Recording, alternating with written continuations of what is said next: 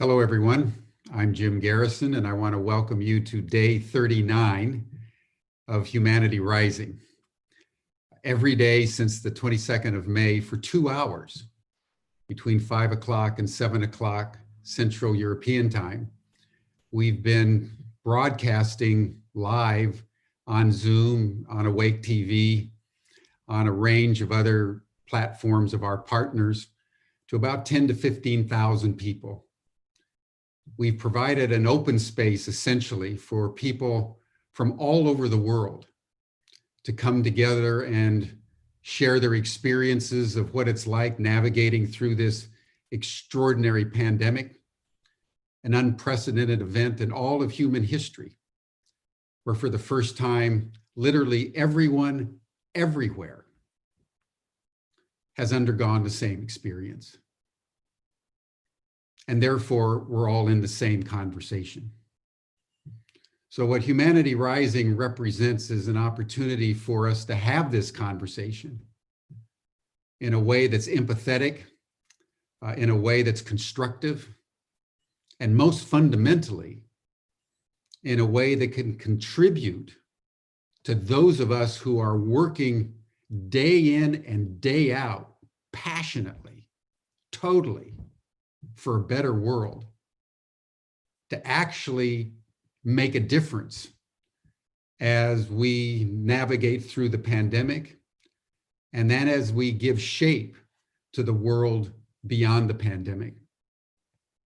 This is a crucial moment in human history.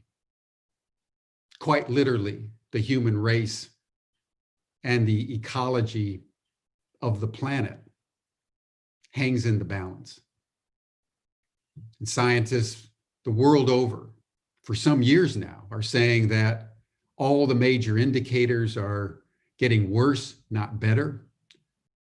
And we have a limited amount of time to come together and create a critical mass of goodwill and strategic purpose such that the world becomes more sustainable, resilient, abundant, healthy, and in alignment with natural systems. Just to underscore both the gravity and the opportunity that's facing us, I want to refer to an article that came out today in the Washington Post.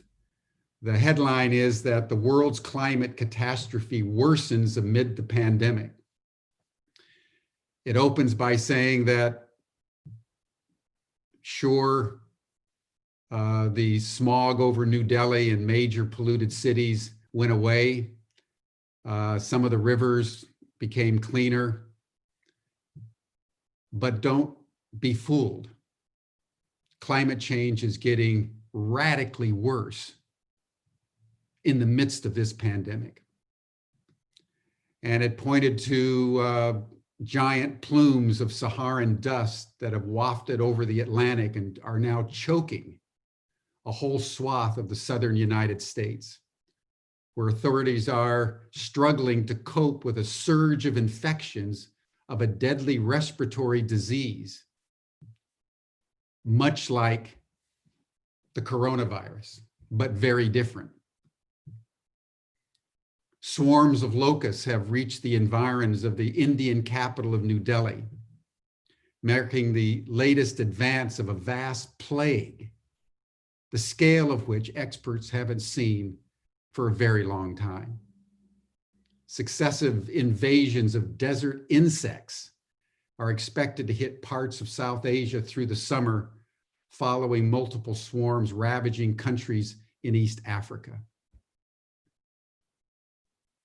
The magnitude of the new swarms is a direct consequence of the warming temperatures in the Indian Ocean, which have created a pattern of torrential rainfall and cyclones that are yielding more fertile breeding ground for the locusts. The locust swarms in the Horn of Africa alone could cause $8.5 billion in lost crops and livestock production by the end of the year. Nations which are already under the threat of food insecurity are now therefore facing a real danger of starvation. According to this article, there are now up to 26 million people at risk of acute food shortages and widespread hunger. We've all been noting in the news record warm conditions in Siberia, which have sparked raging wildfires in the peatlands that ring the Arctic. These have been called by scientists zombie blazes. Fires sparked the previous summer, back in 2019, that never fully died out as winter set in, and then have been reignited as temperatures have soared. The Siberian Arctic is warming at twice the rate of the rest of the world. The Arctic is figuratively and literally on fire. It's warming much faster than we thought it would in response to rising levels of carbon dioxide and other greenhouse gases in the atmosphere. And this warming is leading to a rapid meltdown and increase in wildfires. And it just goes on. There's the Amazon rainforest, the proverbial lungs of the world, where experts are fearing an even greater spread of fires in 2020 than there were in 2019, which set a record for fires in the Amazon. As Brazil deploys all its capacity in fighting the pandemic, there's very little left over to guard the Amazon from blazes often set by loggers, miners, and would-be farmers. So that's the report on 29 June 2020, my friends.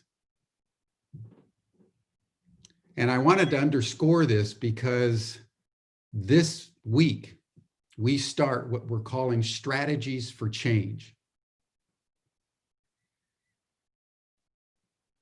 And looking at new mindsets for a new world. How can we reimagine what and who humanity is in a world that is burning?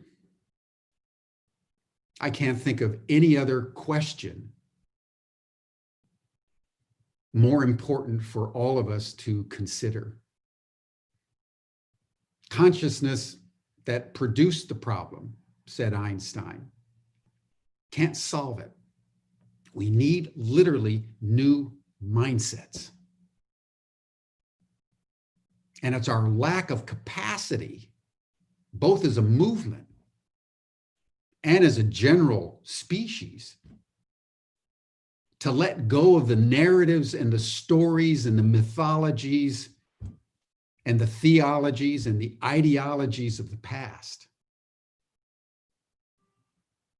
that have empowered us to basically rape and pillage the world for profit, for power.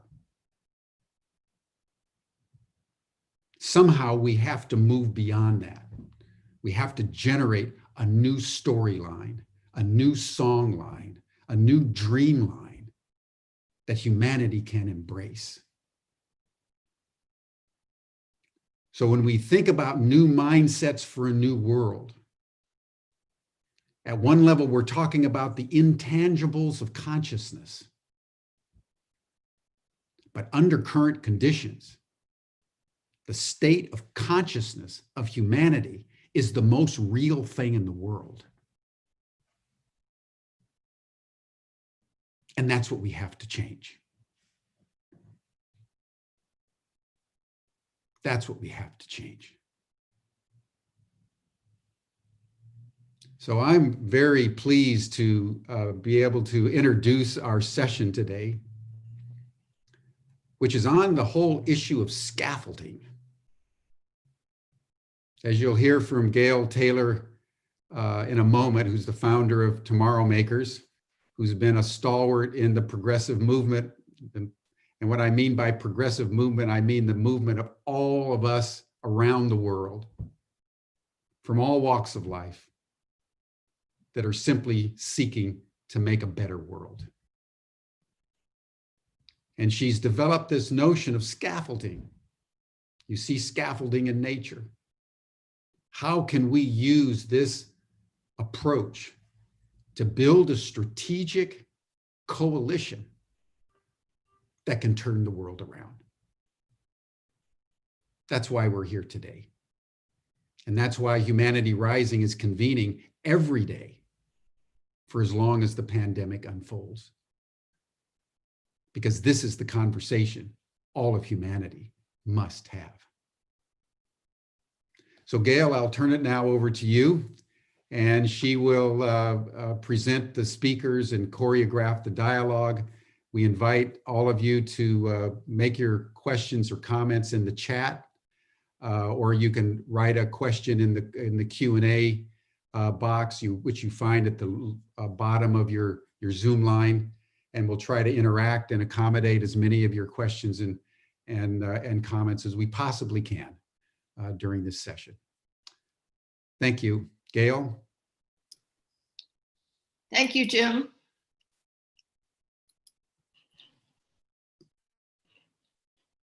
Good morning from Northern California. It's a great privilege, actually, to have this opportunity to add to these daily stories and conversations. It was a thrill to hear Jean Houston yesterday. She has been a good mentor for me. Her beliefs and ideas have been a scaffold for me with my own learning. And Jim, your message today is very harsh. We are in trouble, and we need to find our way into a new paradigm, a new unfolding. So I'm going to hopefully bring some ideas to you on scaffolding. I'm going to read my words so that I can stay within my time limit. It's easy for me to get carried away with all that I've heard over the past few weeks. My mind goes a little crazy and hearing words, tools, and processes, I think, as scaffolding. It's fun and inspiring to see our new world in formation. So my presentation will be followed with dialogue and conversation from 6 remarkable people, all also coming to know and define the possibilities for scaffolding themselves. First, a reminder. David Bohm, whose work and writings many of you know, has written about how new ideas come about and how they develop and take hold in the mind.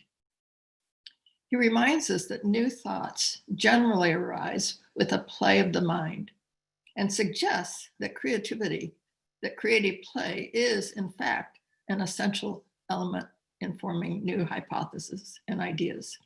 Play, Bohm claims, is the very essence of thought.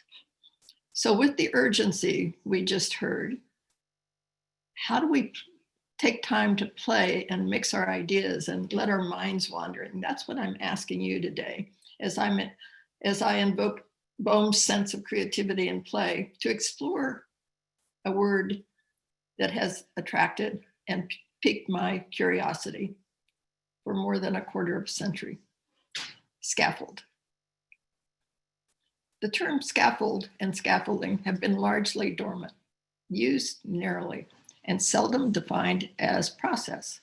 Mostly we understand scaffolding as a thing, a noun, as a structure providing construction workers access and support in their efforts to raise a new building, making it easier and safer to scale upwards and sideways as buildings rise into the air. But what if we think of scaffolding as a process that enables, supports, protects, and extends capability? What if we could scaffold our dreams together as we work back and forth from vision to daily actions? This distinction of being processes adds much to the richness and opens up perspectives that reveal the workings of scaffolds almost anywhere. They are crucial to our all living systems. I think they also play a vital role in realizing big, bold visions that are assembled over long periods of time, building through iterations, one phase transition at a time. So today, this is an exploration I want to take you on today, an exploration of the role scaffolding can play in the creation of a new paradigm and its becoming. So let your minds wander and wonder as you listen, how and where does scaffolding play in your own lives with your own projects and visions? We're here together, intent on creating a better world for all life, for taking a deepening responsibility for ourselves, our existing bodies of work, and new initiatives such as we have here with Humanity Rising, which is the scaffolding that will, what is the scaffolding that will enable, support, protect, and extend and hold our dreams together as we move over time. As we create this new field, as the poet Rumi suggests, out beyond wrongdoing and right doing, how do we lift this field with ideas, values, actions, emotions, and awareness for what we are creating with our individual and collective initiatives? Scaffolding is far more than buildings. As I mentioned earlier, most commonly we think of scaffolding as a tool providing construction workers with the ability to be supported in their efforts to raise a new building. It's a very mechanical process of putting something in place that makes it easy and safe to scale upwards and sideways as buildings rise into the air. Importantly, scaffolding is also temporary, meant to be removed when no longer needed. As a teacher, I have long been familiar with educational scaffolding. Teachers create scaffolding for each student. These scaffolds surround the learner, helping them be safe as they stretch their minds and find handholds and footholds into deeper knowledge. They support students as they encounter new challenges, helping them gain confidence and then disappearing when no longer needed. After my sons were born, I moved from public schools into Montessori-based classrooms. I became aware of how different scaffolding systems can be. One system was constructed to enable young minds to become good citizens and employees within the existing paradigm, while Montessori scaffolding was designed to enable young students to live life with heart, mind, and body in relationship and joy with all life, free from the ideology of any particular paradigm. Both use scaffolding, but they're radically different and support different behaviors. Cultural scaffolding is everywhere. Most of us use scaffolds every day, but they have become so ubiquitous that we don't realize their power, their potentiality, nor their prevalence. Schools, the military, workplaces, governments, religions, politics, parents, communities, and the media all use scaffolding not just to support, but to train our minds how to think, behave, and value. The scaffolding for the existing Western paradigm, most prominently here in the US where I live, but evident globally, has helped us learn to see ourselves as individuals in competition with each other in a world of scarcity and either-orness, where earth is something to be bought and sold, fulfiller of all our wants and desires, an endless extraction machine. Humans are superior to everything else on earth, including earth herself. We can't build a better world with this scaffolding. We cannot repair the existing paradigm. Dr. Marilyn Hamilton introduced me to another scaffolding through her work on meshworking. She compared meshworking to the way the brain works. So let me read her paragraph to you. The brain builds itself by laying down large synaptic highways, which become the scaffold of communication corridors, from which secondary and tertiary corridors emerge, until a vast hairnet of axons covers the brain. Once this hairnet is in place, then we have a brain that is able to self-organize an infinite number of connections, thoughts, ideas, innovations, and learnings, while at the same time behave and direct behavior in dependable, learned ways. It's just so beautiful. Marilyn goes on to show how the same process unfolds in networks, cities, and civilization. Like the brain, all are laying down synaptic highways, which become scaffolds of communication and communication corridors. To me, scaffolds have a multi-dimensionality. There's a lot of talk of platforms today, and it is a useful word. However, I see platforms as flat, two-dimensional surfaces. Scaffolding, however, adds not only an upward dimension, but an active sense of constant building, adapting, reframing. With scaffolding, I get a sense of new norms unfolding as I turn my own knowing into more coherent iterations of becoming whole. I see new handholds and mindholds for my progressing, my coming to knowing, for what attracts me. While reading Kevin Kelly's book, Out of Control, in 1993, I began to realize the awesome power of scaffolding in nature and its role in assembling complexity. No longer did I see scaffolding as a singular thing, but now as organic interlocking sets of processes for enabling different behaviors. In the book, Kelly tells the story of Steve Packard's work to restore a prairie, changing it from wasted, weed-infested land back into the prairie it once had been. He saw his work as assembling a new complexity. Here, I learned in nature, everything serves as scaffolding or is scaffolded by something else. It is so prevalent, so intertwined that we don't see or recognize the vital part it plays in healthy ecosystems. But it is with scaffolding that nature realizes a higher order. From a mostly barren, weedy field to the restoration of a prairie where buffaloes roam after phase transition through phase transition has occurred. So I'm going to share a few excerpts that jumped out for me as I read chapter 3. There are three sentences that I think are vital to our understanding. The perennial paradox that all whole system makers confront, that's us. Where do we start? Everything requires everything else to stay up.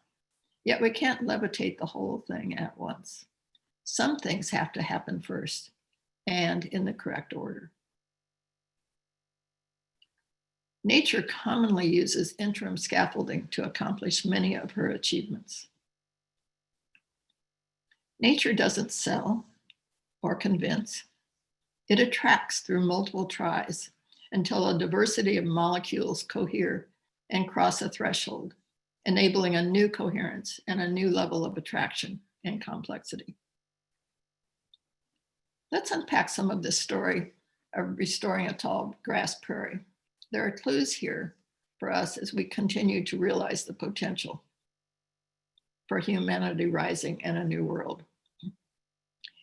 Packard's first efforts at creating prairie, even though he had studied with the best and brightest, failed to gain a foothold, to show signs of transforming from a weedy, barren field back into the prairie it once was.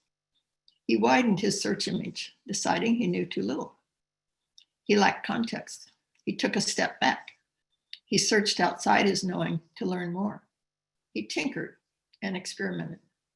Fire was one of the elements he found in his searching for a vital part for what creates prairieness. He also learned that a savanna is similar but different, but a different ecosystem that generally borders a prairie, providing chaperone plants or non-prairie plants that wander across the boundaries to serve as scaffolding by holding the dirt in place and sharing nutrients. Once the prairie took hold, these chaperone plants died out. Packard was beginning to find patterns to see how to prepare the soil for regeneration. Now, suddenly, he noticed the arrival of butterflies, insects, worms, and soon after, the birds came. Life begets life. Packard and nature had finally gotten a mix of the soil right enough, creating a coherence, enabling a state change from an empty, weedy field to a potential prairie. In the months and years that followed, he watched the prairie go through state changes, each attracting more life, more complexity, more potential. Animals, shrubs, and the tall grasses were each attracted to the environment, but not all at once. First, the microbes, soil nutrients, worms, etc., worked together, creating a scaffolding for more life, more prairie. From barren soil to insects, worms, seeds, to small rodents and animals, to more and different plants, then to large animals, including the buffalo, which were vital to the well-being of a tall grass prairie. But the buffalo didn't come until the assembly was right. The mix was right. He was now attracted. So my mind wonders if Facebook, Twitter, and all the other social medias are chaperone plants, which will disappear once humanity rising values gain a foothold, taking us into our new field. What about the UN? Is it a chaperone plant or national borders?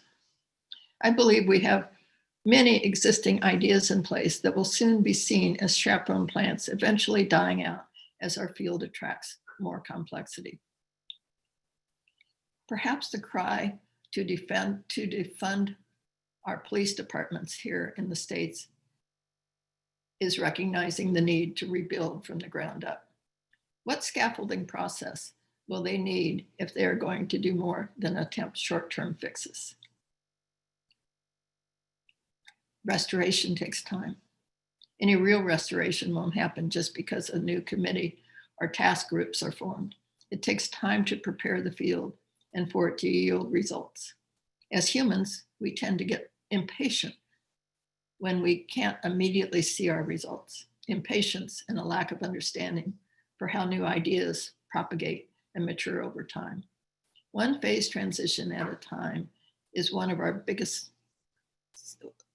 mature over time, one phase transition at a time. This is one of our biggest problems. We are trained to want instant results, to see results. Referencing Prigogine, his research showed that it is merely 10% of difference in coherence that it takes to begin the unfolding process within a new culture. But this 10% is diverse, adding difference, a beginning of coherence, creating the high possibility that the entire system will escape over time. Big world-changing visions also serve as scaffolding. Jim refers to the NASA vision of sending men to the moon and returning them back safely within 10 years. What is remarkable about this story is how the complexity was assembled. When President Kennedy announced this project, it was scary and for many unimaginable. It was calculated that only 20% of what was needed to be known was known. That left 80% of not knowing the tools, processes, resources, or the people to involve, or even the questions to ask, let alone how to sequence it all together. However, when NASA came together and sent a request for proposals out into the world, what they got back seemed unbelievable. There were so many gifts of ideas, engineering, ingenuity, and components that were built for something else but could be used with this project with some small adjustments. The conceptual knowledge for the how jumped to about 80%, and the patterns for assembling resources began to reveal themselves. But of course, not all at once. It took up until the very last minute to assemble the complexity, increasing the collective understanding phase transition by phase transition, with NASA's confidence growing along the way. In his welcoming introduction on June 3rd, Jim introduced us to Ilya Prigogine when he spoke of islands of coherence coming together, forging a new and very different reality. I came to know Prigogine's work when I read this idea attributed to him, similar to Jim's. In assembling complexity, the bounty of increasing returns is won by multiple tries over time. As various parts reorganize to a new whole, the system escapes into a higher order. I love the concept of escaping, somewhat like emergence, in that it escapes our man-made control systems and brings forth new insights and realities, a play of our minds. Humanity Rising is certainly a big, bold, multi-year vision, a scaffolding for learning how nearly 8 billion people live peacefully and gracefully in harmony with nature and all life. How many phase transitions will it take us? What are the coherence patterns we seek? Will we get bored or lose interest when we can't immediately see results? What are we looking for that lets us know that there is solid, fertile, welcoming soil under our ideas, facilitating more attraction and fitness with each stage of development through the next 10 years? As we come to know that we can't immediately fix things and instead challenge ourselves into stewarding entirely new horizons, to know that we can't just tweak politics or how we account for things, what we consider success to look like, or how we learn. We don't have the usual benchmarks, nor can we use the familiar linear way for taking stock, indicating control or success and failure, or when we are in our collective creative, or where we are in our collective creative processes. So this is an awesome challenge that we, the people, are taking responsibility for. Over these last 38 days, the research and new knowing has been spilling forth over the airwaves, new economic models, models of justice, education, learning, new social interactions, ancient learnings mixed with new art forms and ways of sensing and being are coming to the forefront again. What do we do with them?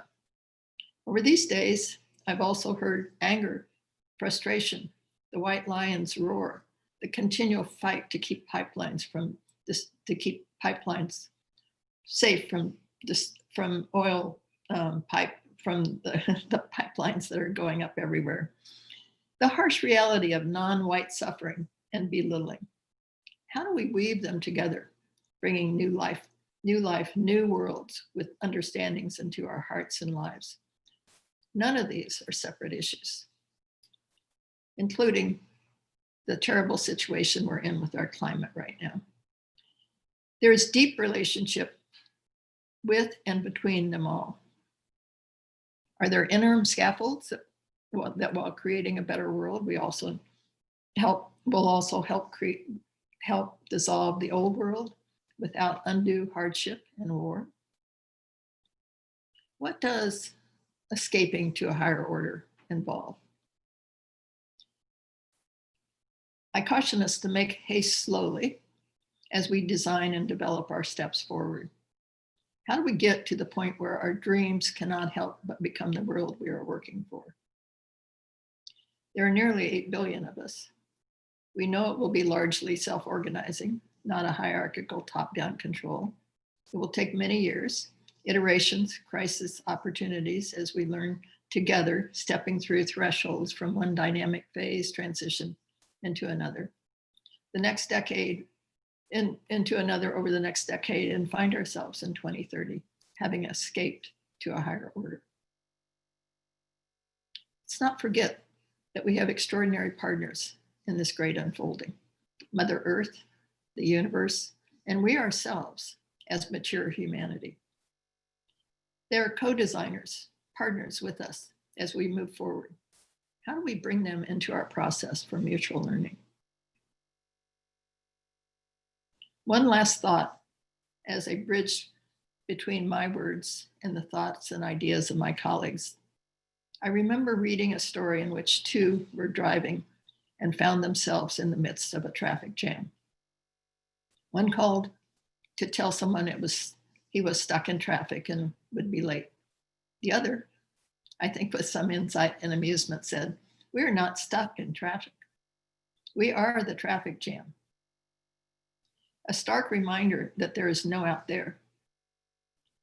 Here with our present knowledge and know-how and dreams, we ourselves are scaffolding, each of us, enabling, supporting, protecting, extending, and holding our dreams together over time as they unfold into a new well-being. They are the story and the words. We are the story and the words we use. Now I want to introduce our panel to further explore and play with and ask scaffolding. Here we will also be weaving your questions and our responses into our conversation. Nora, Alexander, Phil, Brother Phil, all of you, can you please turn on your screens now? And we will continue.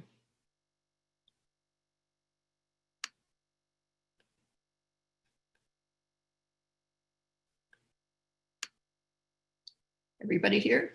So I'm going to introduce each of them with a very brief definition, because I'm much more interested, and I think they are too, and we can find out their backgrounds, but I'm much more interested in who we're all becoming and how I see the relationships flowing. So this is going to be a conversation, so we won't go in any certain order, but the conversation will help us know what we want to say and who and where we are in our process. So as I introduce you, I want to introduce Alexander. Can you raise your hand? I'm here. I've known Alexander for 11 years now, for 11 or 12 years now, and find him always willing to play with ideas, to pull them apart, put them back together in new and unusual ways. I've had the pleasure of exploring big ideas with him. Nora, are you there? I first met Nora. I first met Nora through her video, An Ecology of Mind, a daughter's portrait of Gregory Bateson. Later, I read her book, Small Arcs of Larger Circles, and we began to communicate. In my mind, she is creating a scaffolding growing from both her grandfather and father's work, bringing each alive again with her to play a part in this great unfolding. One of the aspects I loved about Nora is her willingness to play with what she calls unauthorized knowledge. And Brother Phil? Brother Phil has scaffolding in his blood.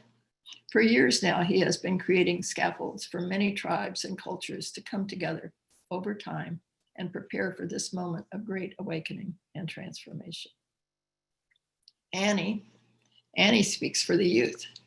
She's a Montessori teacher, having explored the depths of Montessori and actually brought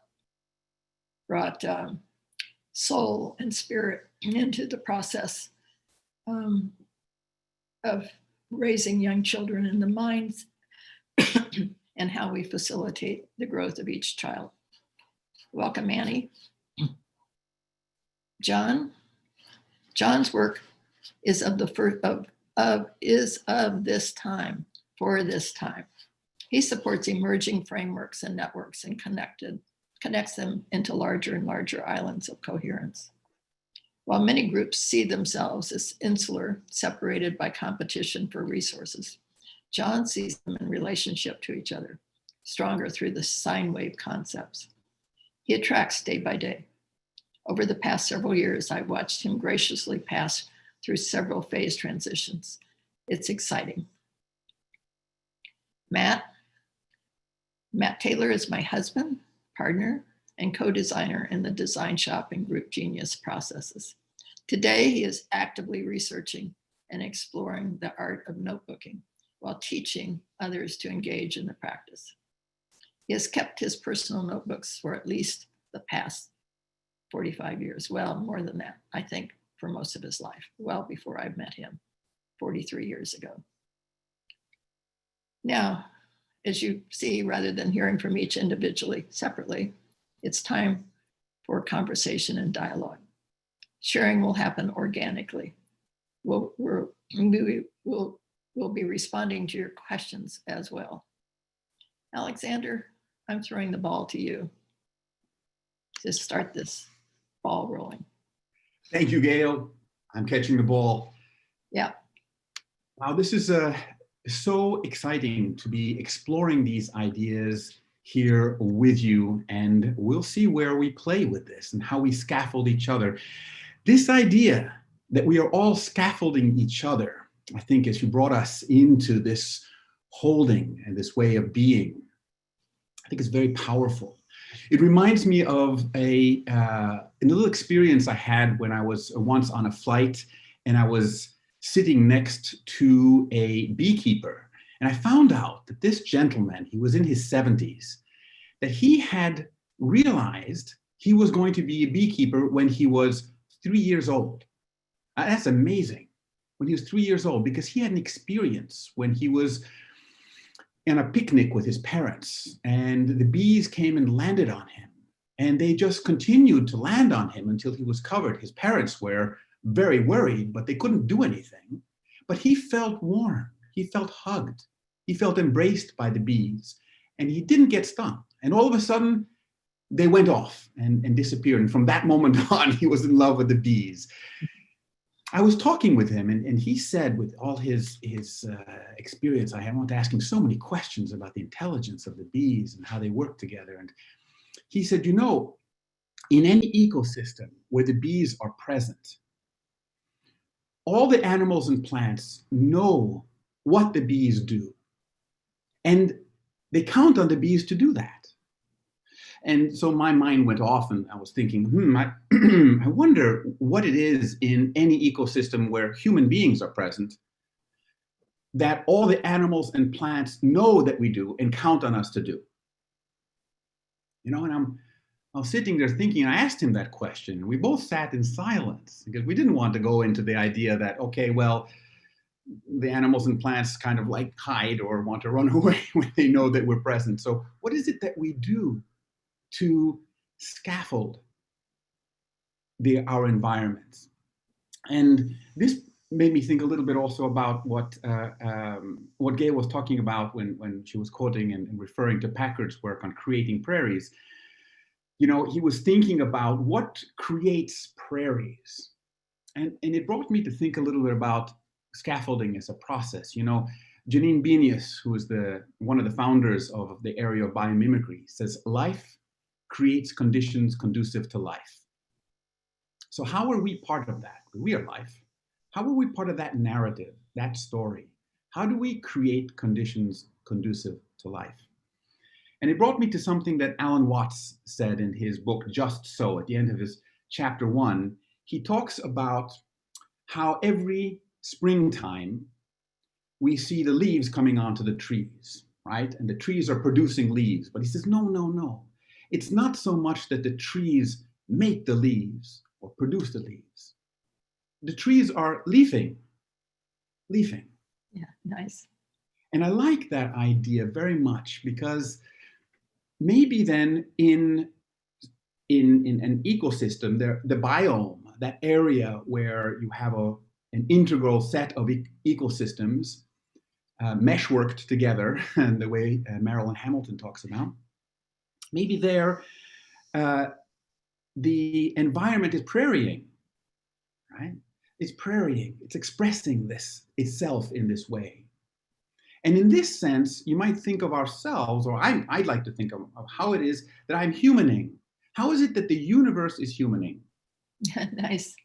How is the universe humaning, and how am I an expression of that at any given time? And if that's so, that we are humaning, just like the tree is leafing, then how are we creating something bigger, prairieing in this case? How are we then Gaiaing, you know, or how are we creating this dynamic of expression where we are scaffolding each other, as Gail says. And again, this evolves and changes. It's a dance, it's a conversation, it's a continuous expression that also repeats itself. Like every springtime, the trees leaf again as they come forth with their leaves. So how is it that we are humaning?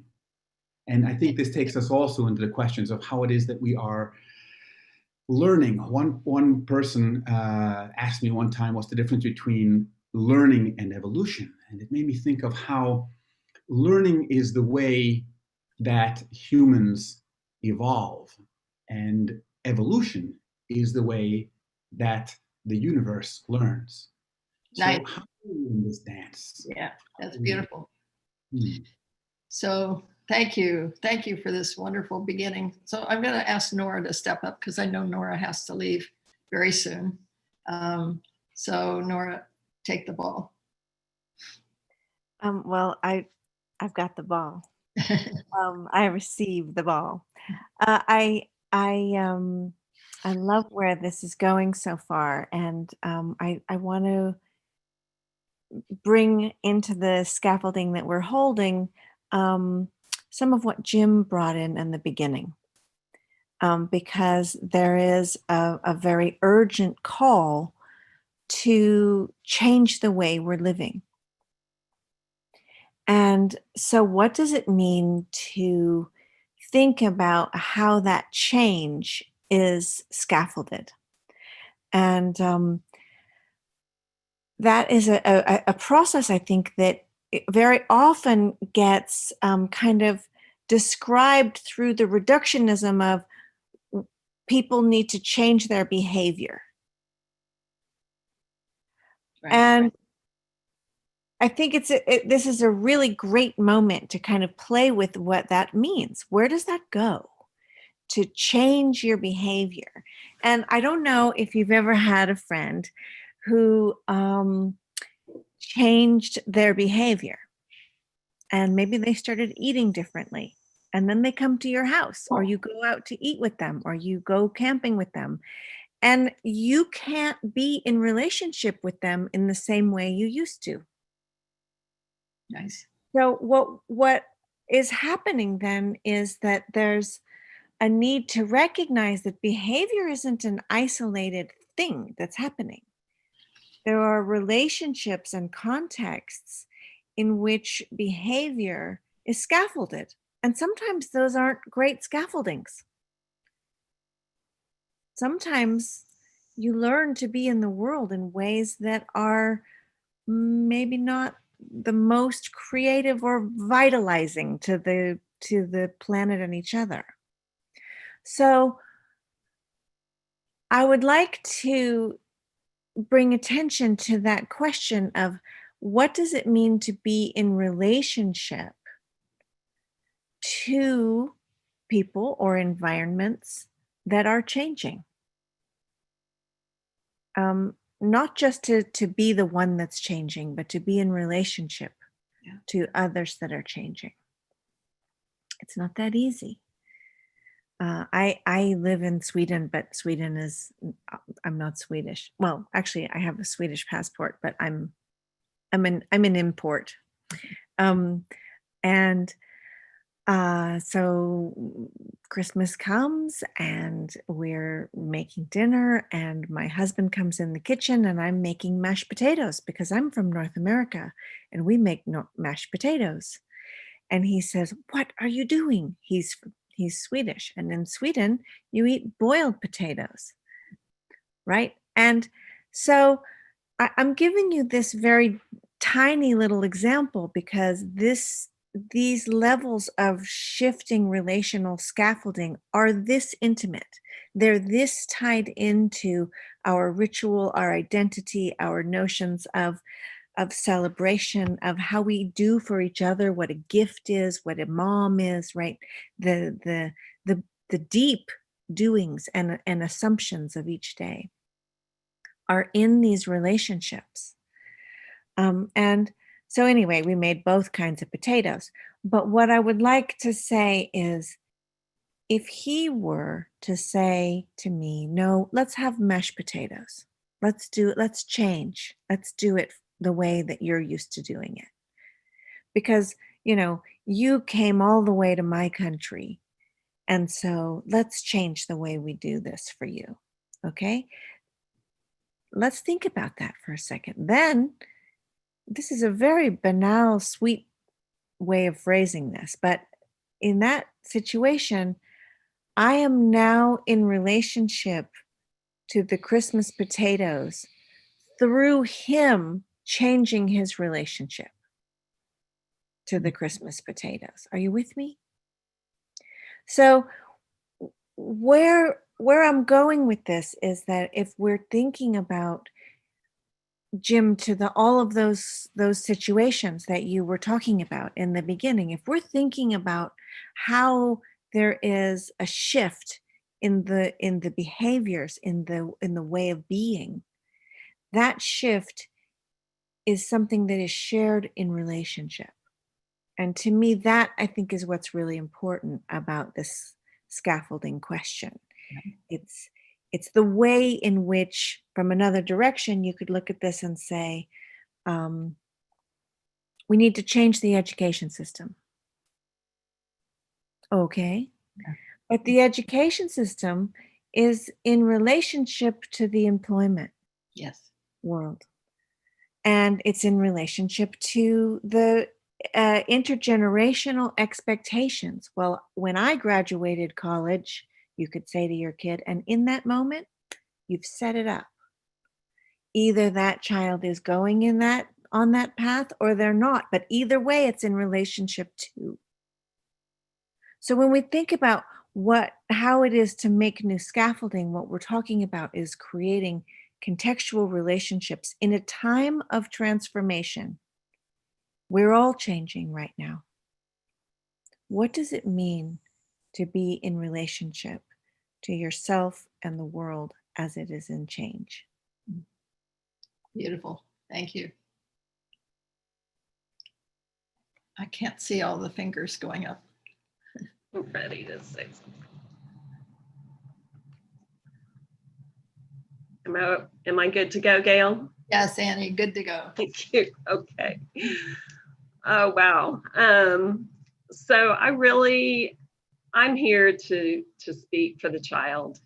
And, we often look at that from the aspect of how can we protect the child. Of course, we need to provide for the child. We're talking about education here and what we need to do. And the child has told us.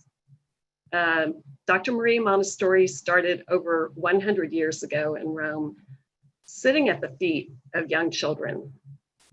She was trained as a medical doctor, so she came from a scientific viewpoint. And so her main work she saw as observing what the child was showing her.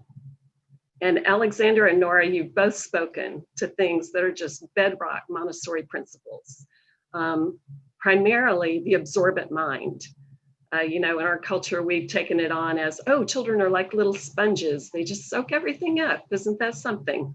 So, Nora, you're talking about your husband and the potatoes and you and the potatoes. And guess when you internalize that as this is the way we celebrate Christmas?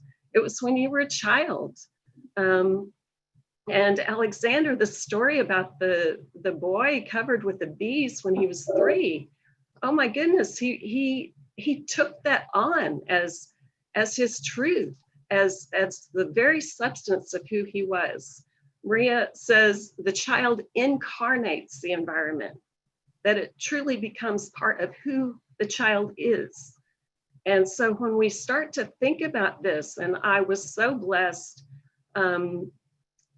to be able to listen to the entire conversation yesterday with Jean Houston and Jim, and she suggested that we needed a new archetype, and the new archetype would be Mother Gaia. And this just made my heart sing because the eco-psychologists are telling us, notably Paul Shepard says, the child, the second fetal environment for our children is the natural world. Oh, nice. And you think about how we, especially in the first world, came into this world and how we encountered the natural world. Maybe we went out in a stroller every once in a while.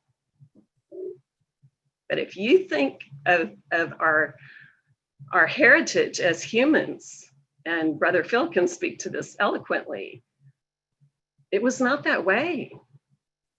And that is still what we hunger for. And that is what Paul Shepherd goes on to say, in this new fetal environment will be swallowed, internalized, and incorporated as the self. So I'll stop there, but that's a little intro.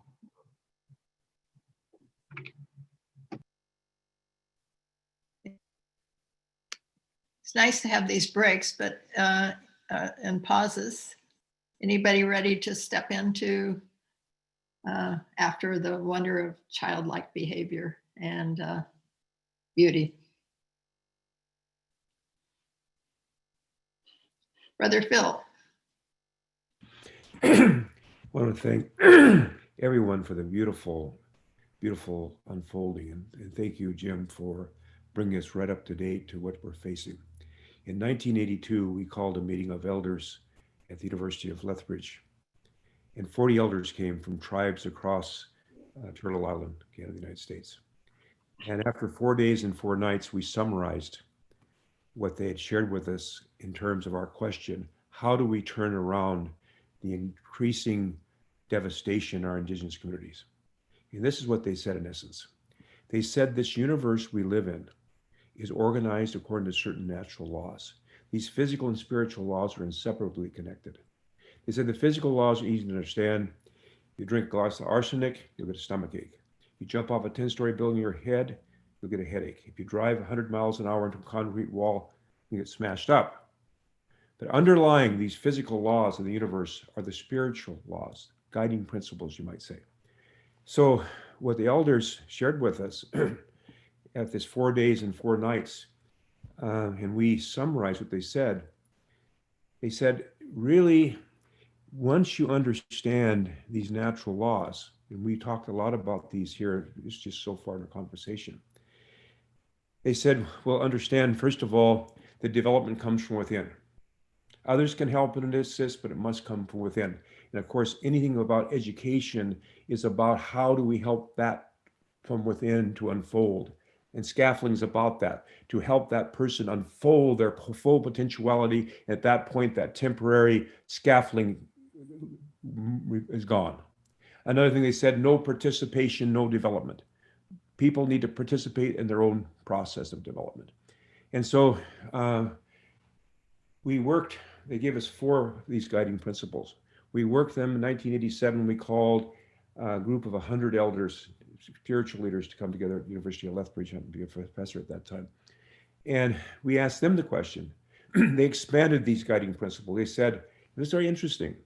One of the discussions was, where do we begin? Some people would say, let's begin with the leadership. They have to get involved. Others said, no, you got to get the grassroots. The leadership's too corrupt. Other people said, well, the grassroots don't have the power. Finally, one of our wise elders said, where in the world did you learn to think either or? Where did you learn to think either or? It's got to be a top-down, bottom-up approach. So you got to have that. So I would say these guiding principles, that is what we found to be the foundation of our unity. In fact, my Coda John Raymer, that's how we met, because we agree to principle. It's once we have agreement to the foundation of what this universe is. Another thing they told us too, and you brought it up, they said the most fundamental characteristic of the universe is change. It takes place and slowly and then dynamically, like we're in now. The slow and perceptible change that takes place in the winter when little wheat seeds are underneath the ground, but they're beginning to germinate. Springtime comes, boom, like we're in now. So change, and change presupposes process. So everything is in process. To understand, it's a process, not an event. Change presupposes a process, and process presupposes potentiality, which means we have actual and non-actual potentiality. The actual potentiality is the oak tree. The potential is the acorn. If I came to you and said, hey, look at my oak tree, and I had an acorn, you'd say, what? Are you nuts? No, in potentia is that oak tree. So that capacity then to translate potentiality to actuality at its optimum rate is a cutting edge to this universe. But we have to define what our potentiality is. Of course, we know from the medicine wheel, we have cognitive, psychomotor, intuitive, and affective, emotional, feeling, thinking, sensing, so forth. And volition. Of course, volition is another thing we have to learn. So these were some of the things the elders said. So in summary, the most fundamental characteristic is change. Change produces a process. If we're going to go through the process, we have to have guiding principles. The guiding principles are, you may say, the true north principles that Stephen Covey talked about in 7 Habits of Highly Effective People, which are, again, principle-centered. I think if we look at all the movements going on today, clear back from 1995, I remember the first time I met Jim at the State of the World Forum, they all have common guiding principles, whether it be the Earth Charter. So that's the beginning, because you can't scaffold something if it's built on a, well, be very honest. When they took the US Constitution and built it from the Iroquois Confederacy, the peacemakers, great law of peace, they left out some important things. Number one, the spiritual foundation. That's why the thing's collapsing. And it's going to collapse. That's why these alternatives, and by the way, one last thing, and stop. I remember when Martin Luther King was killed. And when he was killed, the feeling of people who believed in him was incredible. Do you know, the educational system did not even pause. It went right on with whatever the curricula was for that day happened. And whether it's schools or in our dear relatives from Africa schools, wherever they were, same thing. That's why I have to say Ubiquity University really has my vote. Because when this thing came down, what did they do? Was it business as usual? No. They connected it to what's happening, and this is the learning that's going on now. That's the way education should be based right in the heart of what we're doing to transform this world. So I thank you so much. I'm so very pleased. And Alexander, you always get me excited. So thank you very much for starting this, and thank you, Gail, for bringing this very, very important topic to the table. Thank you.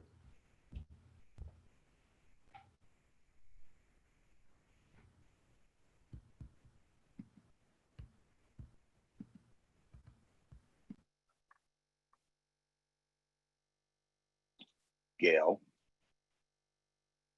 I could share, having been inspired by Brother Phil's years of work in the development of these 16 guiding principles. And principles are that which govern our behavior in pursuit of purpose. But the thing I'm most concerned about when I think about the genius of scaffolding, and I love this idea, and you know I've been advocating this in our network, and more people are talking about this. But I was once asked a question that changed my life. It was a simple question. It seemed so extraordinary, though. The question was, why are dogs never late?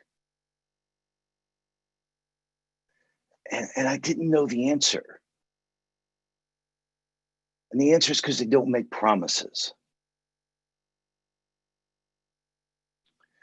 And for me, when I think about what this scaffolding is needed right now, so we need to make new agreements with each other. This is something that we can do, but isn't easy. And when Phil and I wrote this paper on deep social networks, which was building on these 16 principles, we put at the heart of it all is trust.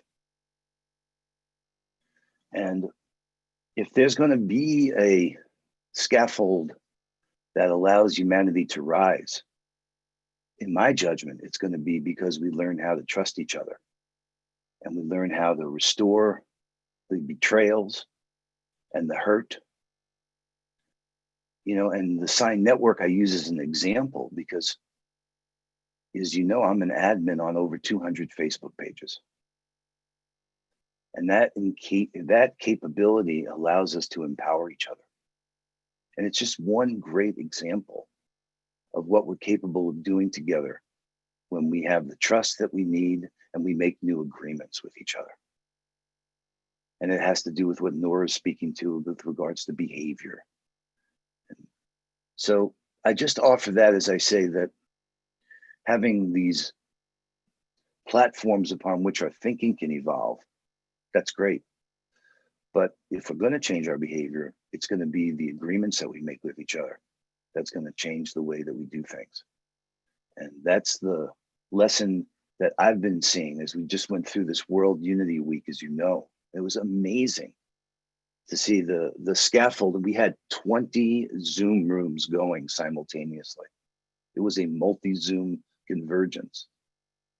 And people were so willing to come and contribute, but it was because it was a place for them to share their commitments and for us to really learn what it is to co-create by thinking differently about how we make agreements with each other. So I'll pause there. I think that's from my perspective, the key to how we were going to rebuild through trust and agreements. Beautiful, John. I'm so excited about what you're doing with SINE networks for this day and age. It's just perfectly coming in, scaffolding arriving just in time. All right. And who else? Who wants to further the conversation?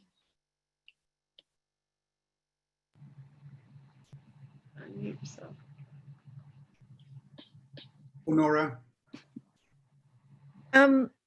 Yeah, I love what you just said, John, and I wanted to address my questions around trust because I feel like every time I get to that zone, there are questions, there are paradoxes there, and I feel like it's you know, do you address trust explicitly, or is trust something that comes through what I would call the meta messaging or the surrounding possibility in the scaffolding, so that it is a consequence? And I don't know how you directly address trust. I mean, okay, here, when I walk across the room, I don't trust that my feet will take me. But if I sprain my ankle, I start to think about whether I should trust my feet. You know, there's something about trust that goes into a deeper zone that is somehow part of the scaffolding. And I find that, and this is, I mean, I don't have any answers on this. I'm absolutely thinking with you here. So, you know, these are not rehearsed thoughts that I'm addressing. But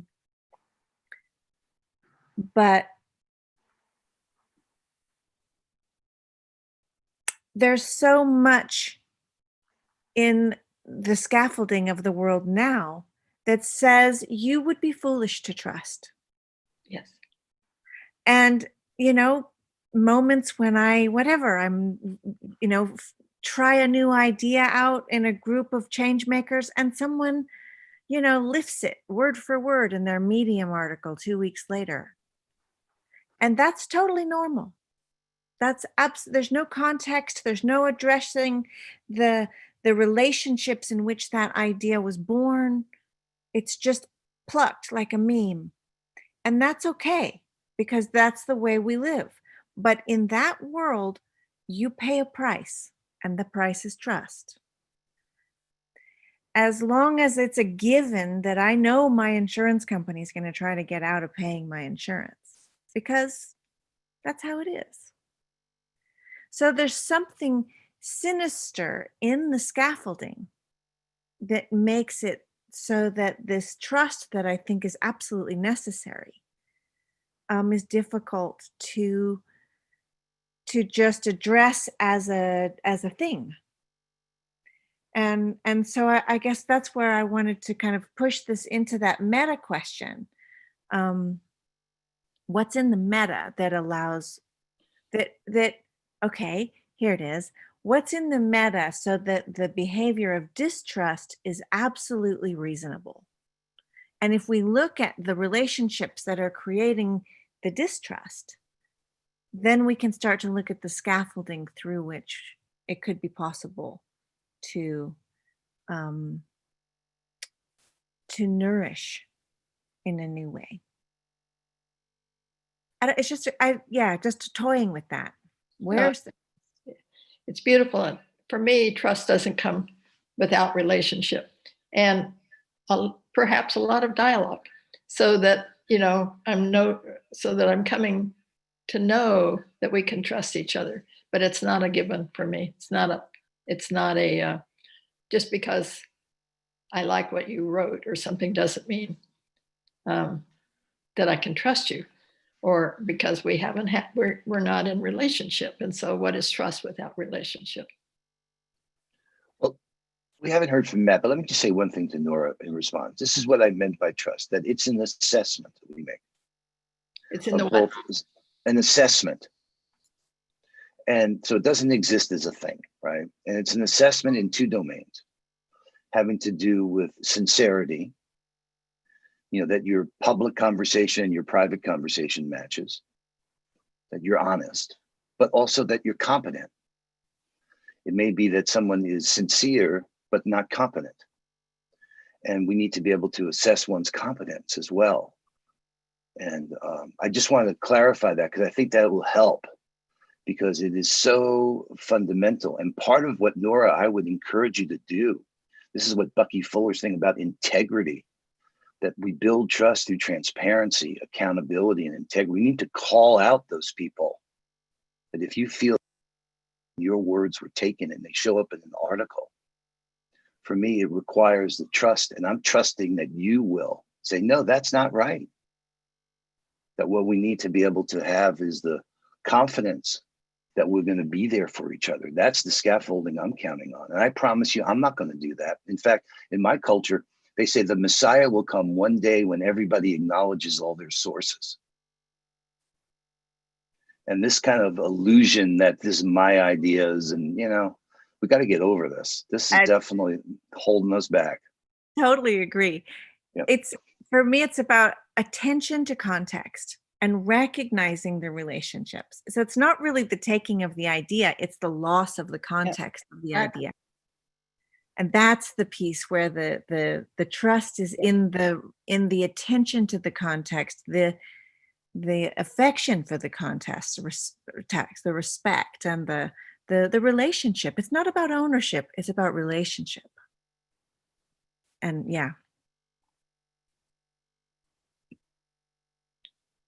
Thank you both. Matt, can we call you in?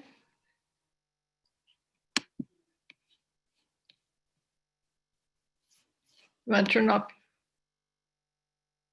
Have you turned on your, can you change you're on mute? There you go.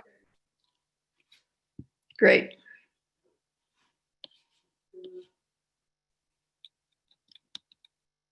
Are you talking? Can you hear me? Matt, you're scaffold. You're muted. There you go. Yeah. I had to hit it 5 times. I don't know what metaphysical thing that means. Well, I've really enjoyed this conversation.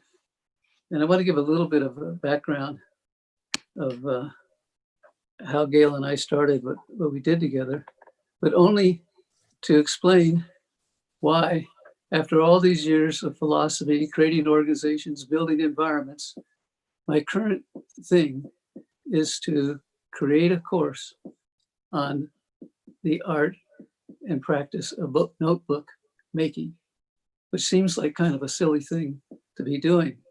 But I want to explain that as a scaffold that lies underneath a huge amount of work. When Gail and I met in the mid-70s, she was doing the learning exchange, and this was in Kansas City, and doing fantastic things in education, literally transformational and at a scale. And I was doing a course and called Redesigning the Future. Now, that sounds pretty arrogant, but I didn't mean redesign the future top-down design. I design it, now go do it. I meant design in a collaborative, integrated, iterative way. And of course, people like Bucky Fuller and others were a great encouragement to that. And so I had this course, and the course had 500 books to read. And we had a little library in an old home where we kind of fixed up, and people could come to read the 500 books. And of course, people take a course that goes on for 6 months. They're not going to read 500 books, but if you have enough people and they all read different things, you start to get into that body of knowledge. The books were very carefully selected, and I had read them. And that took a little time. But the idea was to form a body of knowledge that would enable us to begin to understand the future that we were creating. At that time, we didn't have the words for it, but one of the things was we are now evolving within an environment that we have created. And we've created it by default, not design. And so the course went on, and Gail came and took the course, and we met and became a team almost overnight, and started the work which led to M.G. Taylor in 1980 when we started that work. But the whole idea of this is if you go back to those 500 books today, you will see a fairly well documented model of the exact condition we are in now. And the lesson of that isn't that the books were so damn good. They were good. They were great books. It is that you can't be talking about now and the future. You have to be talking about past, now, and the future. You have to be reaping the value of humanity's work and nature's work over centuries and centuries and centuries. And you have to go back to the beginning always. And it is not a past, present, and future. It is one thing. Quantum mechanics has now pretty much tossed time out as a concept. And I think society ought to be doing that too. And so we talked, and we started the M.G. Taylor process. And the goal of the M.G. Taylor process was to facilitate a future that would help people get through this huge transformation that we saw coming. And it wasn't to try to adapt, change the transformation. The transformation was coming. We didn't argue that, but to be prepared. And so we created this process of design that is collaboration, where we could bring people in 150, 250, 25, 80, and in a few days, bring all of the people that had something part of this objective, and that they would design in a collaborative way, a truly collaborative way. And a collaborative way didn't mean compromise. It meant drawing all the best wisdom and experience and coming out with a way to go forward that would remain iterative and emergent. Now, this was pretty bold then, but we went into it, we did it, and we had a real good time. And not too many years ago, when we were starting to write some books on the method, because right now there's hundreds of people who do this work around the planet. Some say over 1,000, we don't know. But when we started writing books to better lay out this method, we said the last 40 plus years has been practice. So we helped Boeing put the 777 on the market and saved $2.5 billion in 2 years. Well, that's okay. It helped them out. They made more money. They stayed competitive with Airbus. You know, everybody had a lot of fun. Not a bad airplane. But it's not terribly relevant. And as good as everyone worked on that, and there was consideration for pollution and other things, and there were improvements, real improvements, large percentage of improvements. Still, do we really need that airplane? And do we really need to be, it's still a narrow context. It wasn't the full context of what that airplane was and what it meant and its social implications. But at least was considerably broader than the usual approach. And so that was fine, but not relevant, but it was practice. And now there are many, many, many people around the globe that can do this work. And what we tell them today is now the condition that this process was designed to be part of, not to dominate, not to be the thing, but to be part of. And just listening to this group, we know how many people have expanded and created new things, and the body of knowledge and the talent and the skills and the processes and the methods out there is staggering. It's exciting. So I'm not saying this is the thing. This is a part now to become part of that and the practice. And the goal from the beginning was very simple, and people kind of laughed at us and say, well, you're going to starve pretty quick. But it was to create planet Earth, and again, not top down, to engage in the process that would result in planet Earth as a garden and a work of art for all living systems on all levels that they exist. Bold, crazy, outrageous goal. But if you go for that goal, you'll probably think twice about creating an airplane that pollutes the Earth. And so that's where we were and where we are now. And now we are recreating all of that because we say, we got this wonderful method. It really works. It's fantastic. And guess what? It's old. It needs to be recreated. We are here now. What does it mean?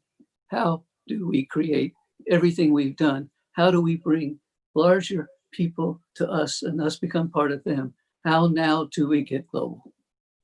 Okay.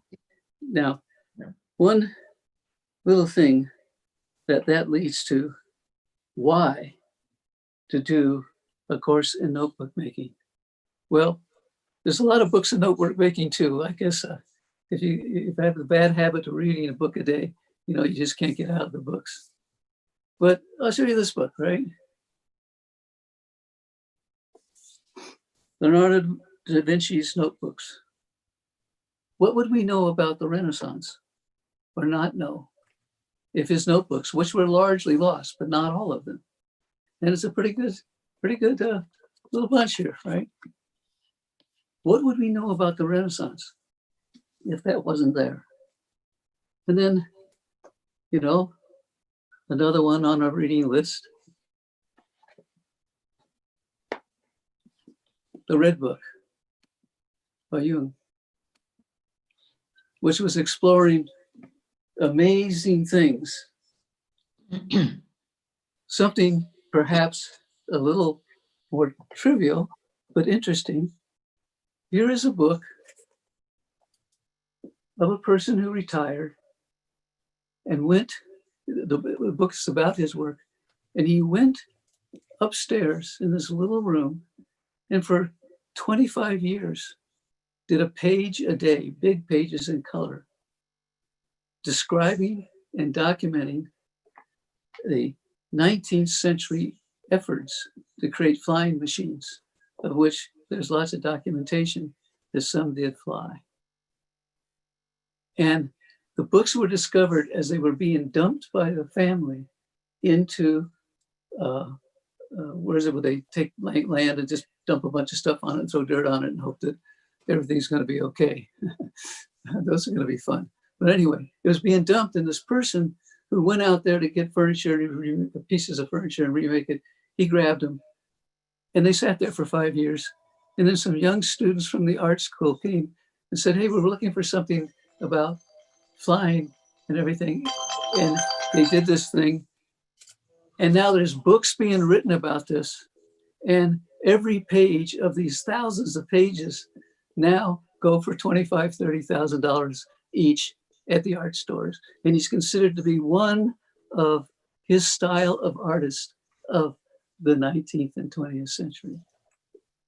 And so in this course, what I'm wanting to do is the following things.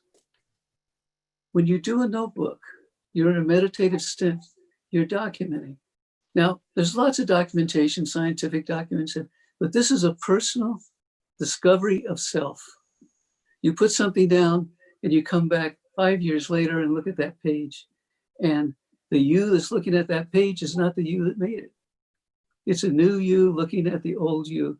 And it's a way of integrating, it's a way of meditating, it's a way of discovering self. That's a wonderful thing in today's world. But the other aspect is that do we really want to depend on all the media and all the ways of publishing, which has its standards and methods, some good, some not, where it costs years and lots of money to make a book, when in fact, you can make a work of art in a book. And in my book here, behind me, I started this particular notebook in 1985, 84 actually. And I have the receipt in there. I think it was $13 when I bought it. It's cheap. You can build on it. You can use different media. You can make it beautiful.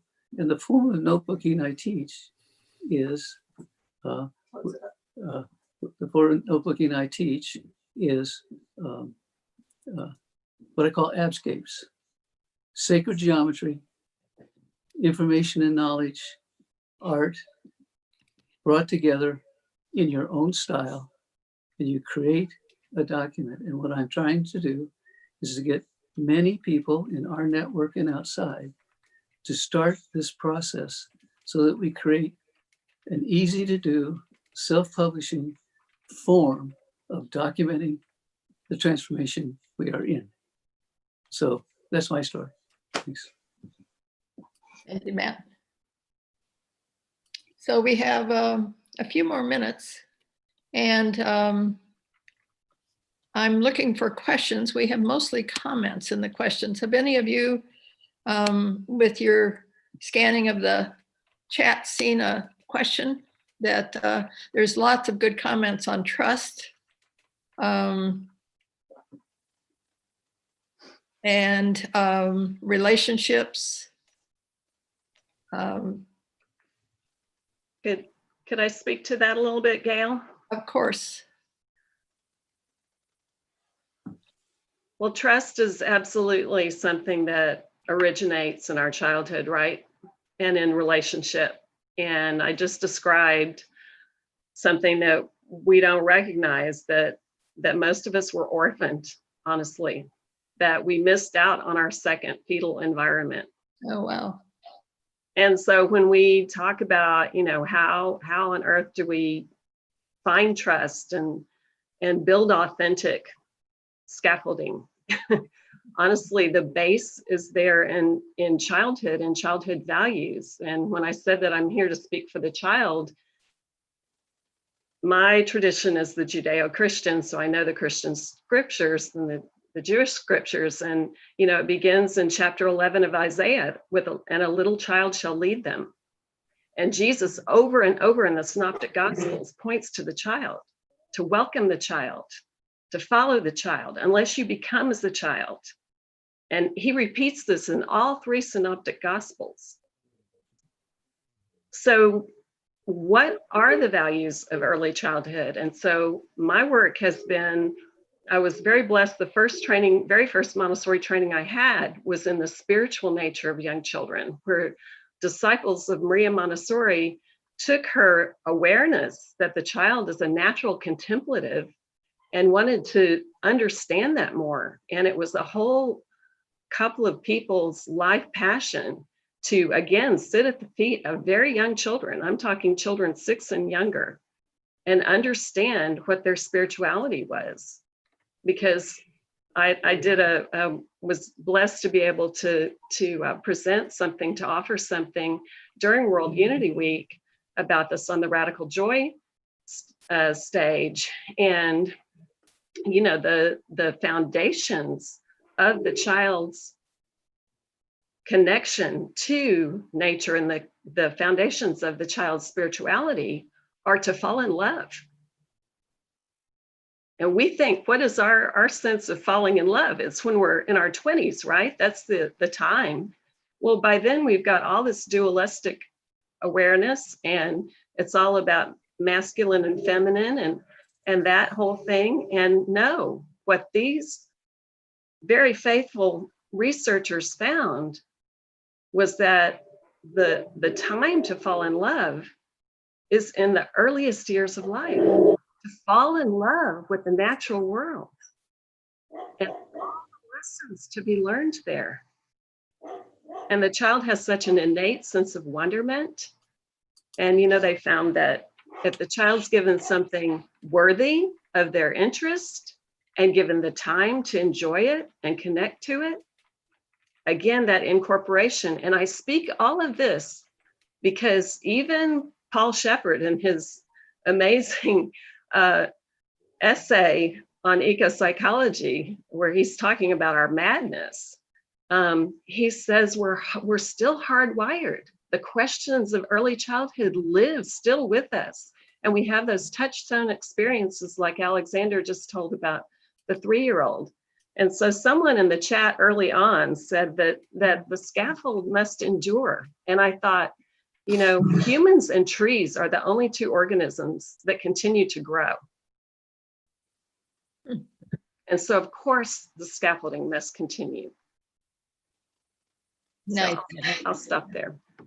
I feel so fortunate to have begun my adult life as an early child, as a teacher of 6 and 7 and 8-year-olds.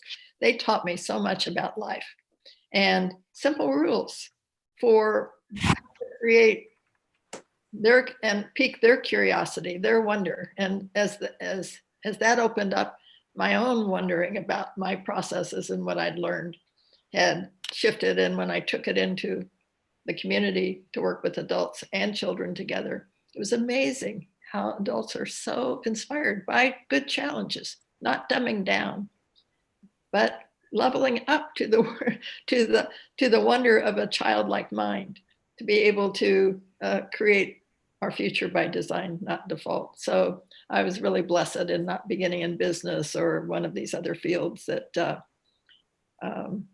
closed down my options rather than opening them up to the wonder of life.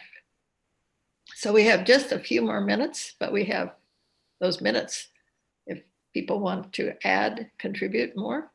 Yes. I'd like to share that Great. this issue of trust is so important, because really the whole SINE network, for instance, operates on the trust of someone sharing their administrative rights with SINE network on their page. There's a saying, it says, those that cannot trust will not be trusted. And I think what was shared beautifully by Annie is that there's a rhythm of life, a natural rhythm of life. And when you live in the natural world, and I've always lived in rural communities that I grew up, there's a rhythm. You get up about sunrise, and the sun rises. There's a rhythm. You know that when you're working in the fields, there's a certain time when the strawberries ripen. And following the strawberry harvest is a pea harvest. And following that comes the wheat harvest, and so forth and so on. So there's a rhythm. And when you live in a city, it's a place of the body. It's not a place of a rhythm. The natural world is a place of the spirit. And so I think that consistency that's what builds trust. When I know consistently, day after day, the sun rises. So I can trust that. In relationship, how do we build trust? I think it has to be principle centered. We agree to a principle, to certain principles, to certain covenants. It's been, throughout history, we have covenants. With the covenant with the Creator, that we would do certain things, the Creator would do certain things. So I think that is the foundation of building this trust. And again, these principle-centered understandings of the foundation of the verse. I want to say to Matt, I've got my red book. I love my red book. I've got in the sea, the incredible gift Jung had. My uncle, Vine Gloria, wrote a book, one of his last ones after he died, called Dakota Traditions and C.G. Young and Traditional. Tremendous. You know, his understanding is such a parallel to what we understand in our indigenous world. I mean, it's a bridge there. Last thing I want to say is that I believe scaffolding is what Aldous Huxley said something I really loved. He said, what we need today are noetic integrators. That is, noetic integrators, that those concepts that integrate large fields of reality. And so certainly scaffolding is one of those noetic integrators needed as we move forward in these transforming times. Another one I want to share, which brought John and I together, and that's the way that we put these 16 principles together. Really, it says it. Starting from within, working in a circle, in a sacred manner, we heal and develop ourselves, our relationships, and our world. The essence of what our elders have taught us. Nice.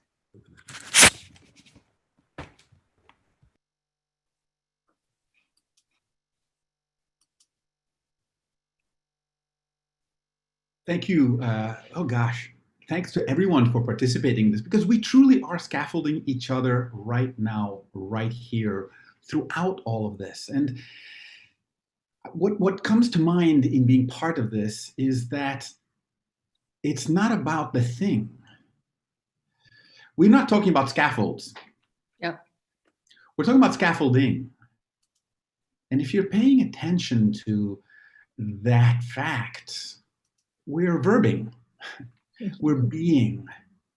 Scaffolding is about being, and it's about human being, or the way I mentioned it before, it's like, how are we humaning in this world? To think that we are the source of our humaning, I think, is misplaced, because we are being scaffolded all the time. So the universe is scaffolding us so that we can be humaning well. You can't scaffold alone.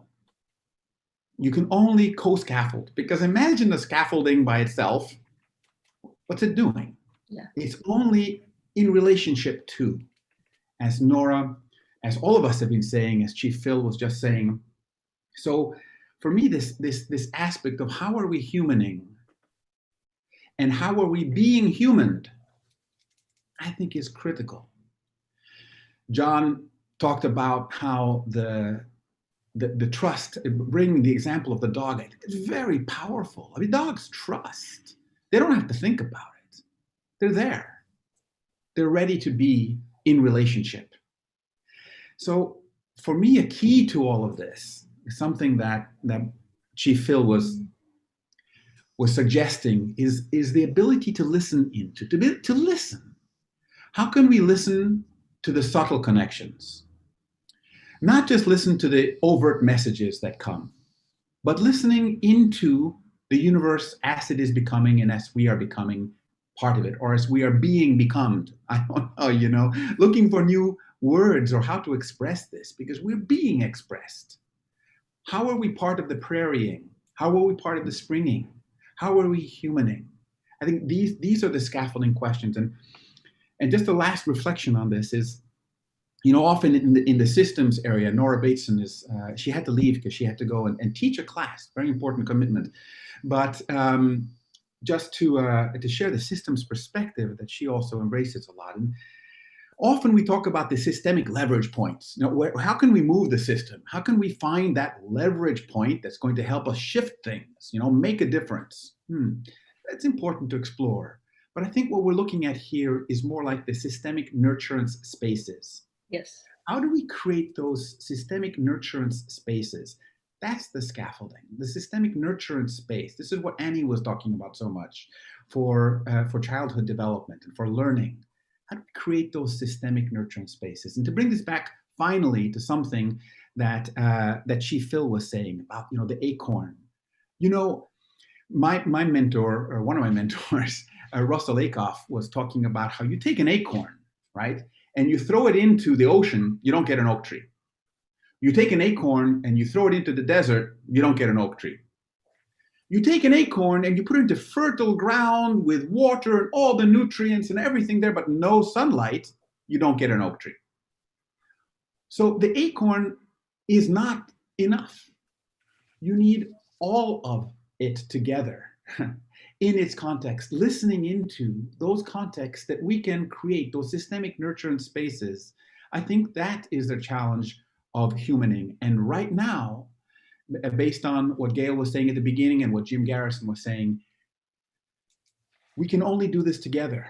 The answers that we are looking for can't come from any one of us individually. They come from all of us together. None of us is as smart as all of us. And we need us to be co-scaffolding at this time. So this is my question. How are we doing that? It's all the time a learning journey. But this is what I'm living into and seeking to listen to those subtle connections so we can create those islands of coherence that Gail was talking about. Because it's not all simple coherence. We have to connect them, those islands of coherence, right? And create those connections so that we have islands of sanity as well. Yeah. Alexander and everyone, so beautiful. You know, I'm thinking about the levels of attraction. We want why don't people get it? What do they have to do? Well, we haven't prepared the field yet. We don't know enough in preparing the field so that more can come in, more are attracted and saying, this is a field I want to play in. I can learn in this field. I'm attracted to this field. So these are the many levels that we have to discover over time of attracting larger and larger and larger numbers of people because there is place for them. There is a feeling, a sense that here's safety. Here's a zone of which now I can participate in. So we don't need to worry about all those people. We just need to think about what we're doing and building these scaffolds and preparing the field and for attraction and renewal and more engagement. So Jim, I think it's time to hand it back to you. But I want to thank my group of people who are just wondrous in so many different ways and for making this conversation more than I could have possibly made it. So thank you. And now we'll go back to Jim. Thank you so much, Gail and Matt and Alexander and Annie and Phil and John and Nora. I can't think of a more fundamental way to start our program on new mindsets for a new world than scaffolding. And the whole notion of scaffolding as a verb, and scaffolding is about the spaces between people and between humanity and the larger ecosystem is so fundamental. And I'd like to just, as we close, I'd like to just tease out three things. First, Chief Phil, I really want to take a moment and acknowledge your presence on our call today. And, you know, he's one of the great elders of our time. And I just want to acknowledge your presence. And, you know, when I'm done, I would love it if you could give us a final word, a final benediction, just so that we have the honor of your presence in our midst today. And I'd like to start with the comment that you made right at the beginning, that no scaffolding is possible, however it's conceived, without first principles. And those first principles come from the elders, as you rightly pointed out.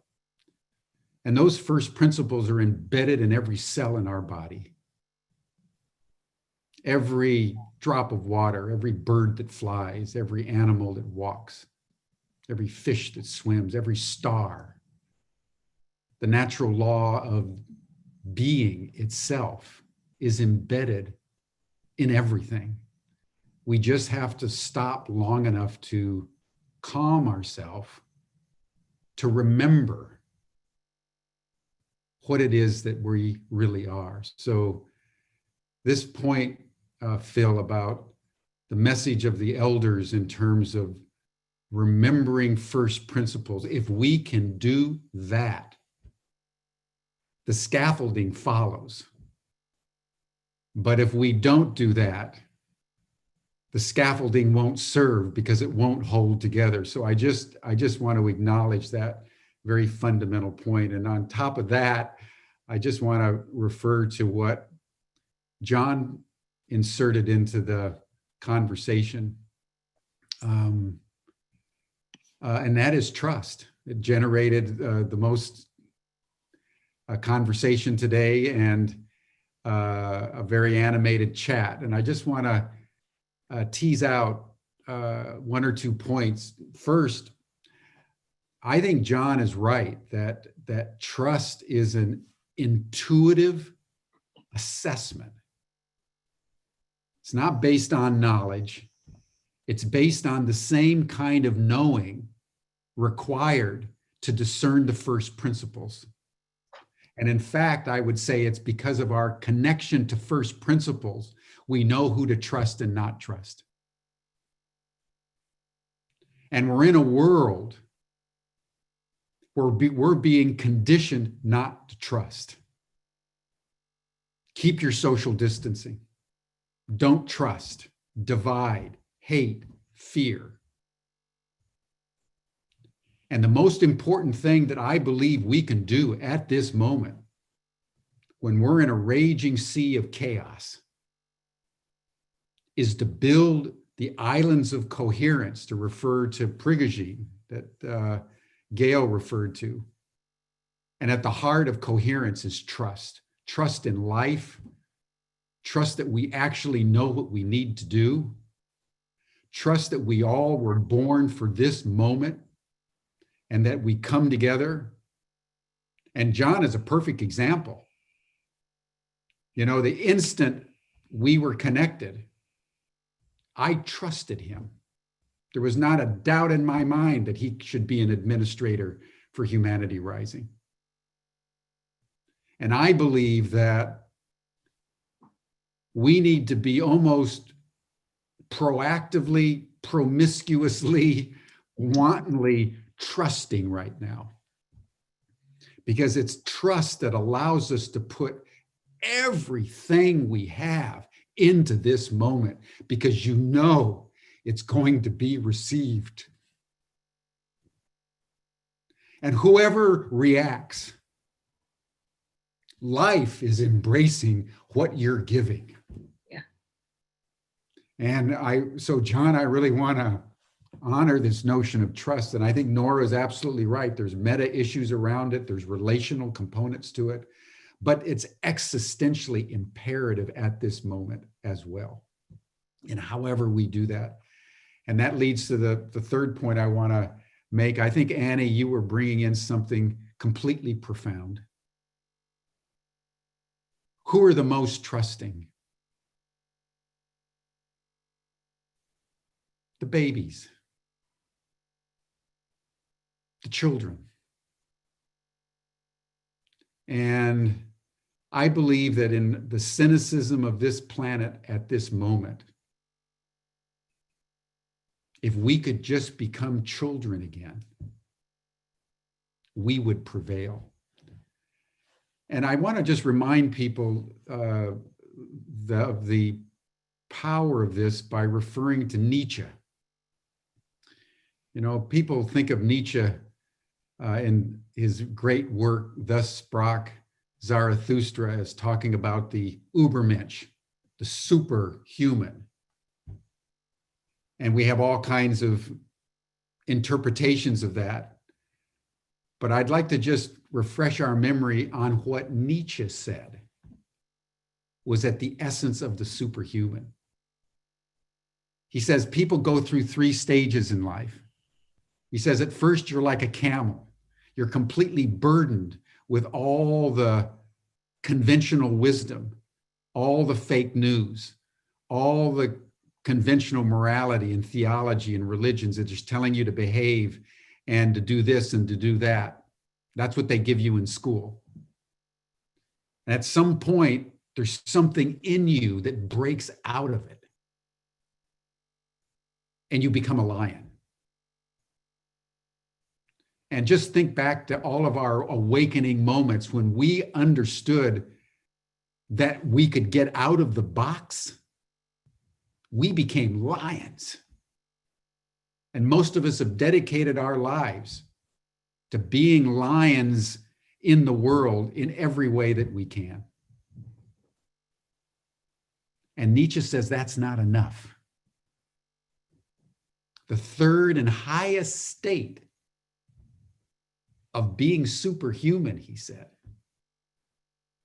is to become a child. Because ultimately, what trust, what laughter, what dance, what play allows us to become is who we most essentially are. Thank you. That acorn, as Alexander pointed out, if it's dropped into the ocean, it won't become an oak tree. It needs the right constellation of qualities. And as Phil pointed out in the first principle, it's about who you are from the inside out. And that childlike quality is what I think we need urgently in the world today. And Humanity Rising is committed to bringing people together in the spirit of radical collaboration, radical trust, day by day by day by day, because it just needs to be done. So Gail and all of you, I really want to thank each of you for the profundity here. And I think that the opening remark you made, Alexander, is a good question with which to close, and then I'll turn it over to Phil. Alexander ended his remarks by saying, the question, ladies and gentlemen, is how can humanity be the scaffolding for nature? Not ripping nature off, but helping to build nature. We are nature. Gaia produced humanity for a reason, and we have totally lost track of the plot. So I think, Alexander, your question about how does humanity become part of the scaffolding of an enriched ecosystem is a question we should be pondering night and day. Because if we can crack that code, my friends, we will change the world. And that's why we were born, for this moment, to do that. Build the scaffolding of the future. So thank you all. And Phil, I turn it now over to you for final word. Thank you. Thank you. Well, thank you for that absolutely brilliant summary. Just brilliant. And I want to say a little prayer, but I do want to say this. My father and all the elders always tell us, we go from childhood to childhood, infancy, childhood, adulthood, elderhood, and go to child again, childhood, childhood. And that's why our indigenous cultures held two parts of our human family and our families in high, high regard, children and elders, because they understood it was the elders who passed on the guiding principles, the wisdom, the spiritual dimensions. But also they realized the children became elders. And that cycle of life, from that wisdom of the elders passed to the children to the becoming elders and so forth, that cycle was in harmony with the rhythm of life. And so that's what I want to pray about this morning. And thank you again. What a beautiful morning. What a great day to wake up. Otin Kashla Wakantaka, creator of the universe, most beloved one, all powerful one, most kind one, most compassionate one, ever forgiving one, most ancient way. We call upon your holy power this morning, giving thanksgiving that we've been able to come here together and have coherence and have trust between us as we begin to scaffold this whole emerging world of the understanding of the oneness of all life, the prior unity and oneness of the human family. And Wakantaka, creator of all good things, we just give thanksgiving to all those that have gone before us and all those coming after us, all those with us. In the west, from where comes thunder, lightning, and rain. This morning we turn to the west. That beautiful thunder, lightning, and rain, and also honoring all the tribes and nations of the west. In the north, from where comes the white snow, purifying white snow, purify our hearts and minds, so we might understand that each of us is a sovereignty, ancient and perishable and everlasting. We turn to the east, from where comes the red sunrise, and we give thanksgiving for all those tribes and nations of the east, called together in unity and harmony. To Wakantaka, we call upon all those tribes and nations of the south, from where comes new life. We give thanksgiving for this new life you've given us, this new beginning, and may this new stage in the scaffolding of the vision and words of Ubiquity University, beginning at this point, have great, great, unbelievable, tremendous impacts. First of all, within our own hearts and with love and compassion with others. And finally, creator of all good things, we give thanksgiving for all the masculine elements of life with all of us. We ask those about masculine elements, especially understand that until the feminine dimensions of who we are as human beings, until that dimension is fully actualized, that we will not have peace on earth as our destiny. We ask that we might come together with one heart and one mind and many bodies, and with our uniqueness, each of our own unique sovereignty, might come together as a mighty condor, eagle, quetzal, and rise as a mighty phoenix at this new day and this new time. Hauli chante washtelo, shunkumano hemeado, shinupasapa hemeado, hauli chante washte. Hope. Let's have a great day or a great evening wherever we are. Thank you so much. Hope. Thank you, Phil. Thank you. Thank you, everyone. We'll see you again tomorrow. Same time, 5 o'clock to 7 o'clock p.m. Central European Time. Gail and your panel, wonderful, wonderful session. Thank you so much. Bye, everyone.